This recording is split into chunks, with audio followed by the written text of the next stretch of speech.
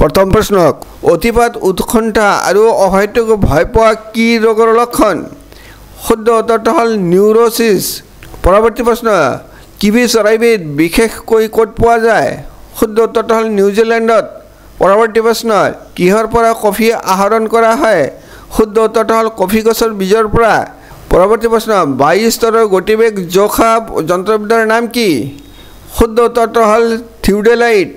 পৰৱৰ্তী প্ৰশ্ন কোনো এখন নিৰ্দিষ্ট ঠাইত আৰু নিৰ্দিষ্ট সময়ত বায়ুমণ্ডলৰ হ্ৰস্বকালীন ধৰ্মক একেলগে কি বুলি কোৱা হয় শুদ্ধ উত্তৰটো হ'ল বতৰ পৰৱৰ্তী প্ৰশ্ন নিষ্কলংক তীখা কি ধাতুৰে তৈয়াৰ কৰা হয় শুদ্ধ উত্তৰটো হ'ল নিকেল ল' আৰু ক্ৰমিয়ামৰ সংমিশ্ৰণ কৰি নিষ্কলংক তীখা প্ৰস্তুত কৰা হয় পৰৱৰ্তী প্ৰশ্ন ৰবৰক টান কৰিবলৈ কি ব্যৱহাৰ কৰা হয় শুদ্ধ উত্তৰটো হ'ল গন্ধক পৰৱৰ্তী প্ৰশ্ন ইউনেস্কো কোন চনত গঠন কৰা হয় শুদ্ধ উত্তৰটো হ'ল 1945 চনত ইয়াক গঠন কৰা হয় পৰৱৰ্তী প্ৰশ্ন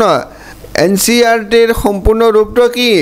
শুদ্ধ উত্তৰটো হ'ল national council of education research and training পৰৱৰ্তী প্ৰশ্ন কোনে পেনিচিলিন আৱিষ্কাৰ কৰিছিল শুদ্ধ উত্তৰটো হ'ল আলেকজেণ্ডাৰ ফ্লেমিঙে পৰৱৰ্তী প্ৰশ্ন প্ৰটিনৰ নিৰ্মাণতন্ত্ৰ কি শুদ্ধ উত্তৰটো হ'ল এমিনো এচিড পৰৱৰ্তী প্ৰশ্ন অসম বুৰঞ্জীত কোনজন ৰজাক ভগা ৰজা বুলি কোৱা হয় শুদ্ধ উত্তৰটো হ'ল চুৰাম্ফা